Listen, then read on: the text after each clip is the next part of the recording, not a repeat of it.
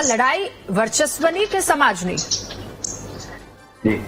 વર્ચસ્વની ચોક્કસ છે, સમાજની કોઈ પણ રીતે કહી શકાય નહીં. આ બંને સમાજને ત્યાં પ્રોપર અને સમસ્ત સૌરાષ્ટ્રમાં સારા એવા સંબંધો છે. પાટીદાર અને ક્ષત્રિય સમાજના અનેક લોકોને વ્યાપારમાં, રાજકીય રીતે અને સામાજિક રીતે બહુ સારી રીતે કનેક્ટેડ છે. જે અત્યારે આ લોકો જે કોઈ વિરોધ કરે છે ક્યાંક ને ક્યાંક ટીઆરપી કે પછી પોતાના જ્યાં 1,50,000 વોટ છે પાટીદાર સમાજના, એમાં મનમે લડ્ડુ ફૂટા એવું છે. પરંતુ એમાંથી કોઈને ત્યાં સ્થાનિક આવવું નથી. જો સ્થાનિક આવીને વાત કરે અને કઈ લડે, કાલમાં પણ લડ્યા છે. આપણે જેમને ગુંડાગીરી વાત કરીએ છીએ, ગુંડાગર્દીની વાત કરીએ છીએ, તો જયરાજસિંહભાઈ પણ હાર્યા છે અને મહિપતસિંહજી રીબડા પણ હાર્યા છે. અને પછી એ જ જમીની સાથે રાખીને, મતદારોની સાથે રહીને એ ત્યાં જીત્યા પણ છે. અને આપણે વાત કરીએ પાટીદાર સમાજ જે રીતે વ્યક્તિગત જોઈએ, આખો સંગઠન સમૂહ આર્થિક રીતે ખૂબ જ સદ્ધર છે. રાજકીય અને સામાજિક રીતે અનેક પરિવર્તનો એમના થકી જ ચાલુ થાય છે. અન્ય સમાજો એમનામાંથી ઘણું શીખે છે. અને જો એમને આપણે અન્યાય થાય માનતા હોય તો એ માનવું શક્ય નથી. અત્યારે માત્ર ગોંડલની જ વાત કરીએ તો ગોંડલમાં માત્ર પાટીદાર સમાજને જ અન્યાય થઈ રહ્યો છે કે ગુંડારાજ છે કે એવું નથી. એ પાટીદારના અમુક ચોક્કસ લોકો અને ક્ષત્રિય સમાજના અમુક ચોક્કસ લોકો, ચોક્કસ ક્યાંક માથાભારે તત્વો હશે, હું પણ સ્વીકારું છું. હું કદાચ જે વિશ્લેષક રીતે વાત કરું, પરંતુ જો દર્શક મિત્રોનો ચશ્મા જો જાતિવાદી હોય તો એ મારી વાતમાં એમને વિશ્વાસ પણ નહીં આવે.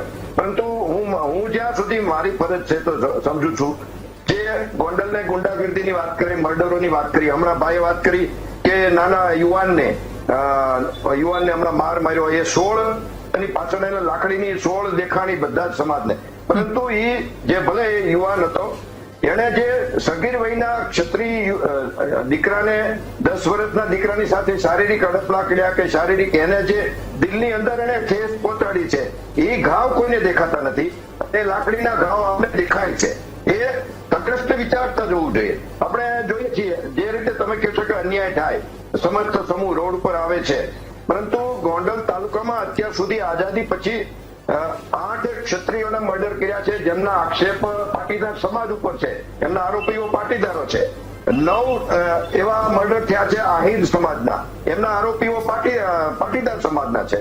હું આમાંથી એક પણ મર્ડરને હું સહકાર નથી આપતો કે એમને યોગ્ય નથી કરતો, પરંતુ આ બનાવો બન્યા છે. એટલે ત્યાં જે પણ સમૂહ છે એ કોઈ જ્ઞાતિભેદ પર માથાભારે કે ગુંડાગીરી નથી.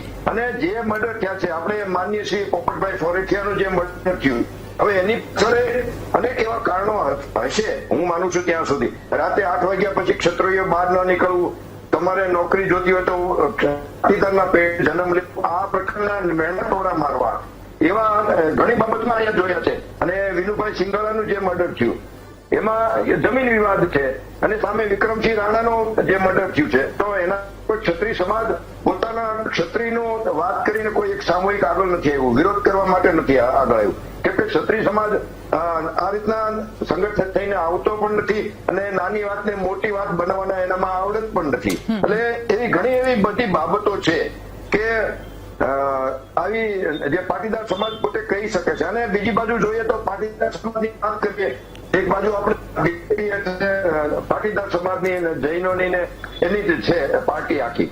પરંતુ પાટીદાર સમાજની લગભગ સોસાયટીમાં તમે જુઓ, અન્ય સમાજના, અન્ય હિન્દુઓને મકાન ભાડે પણ નથી આપતા, અને મકાન વેચાતા પણ નથી આપતા, ખુલ્લેઆમ બોર્ડ લગાવ્યા. એટલે એક બાજુ કે છે પોતાને અન્યાય થાય છે, પણ અન્યાય નથી.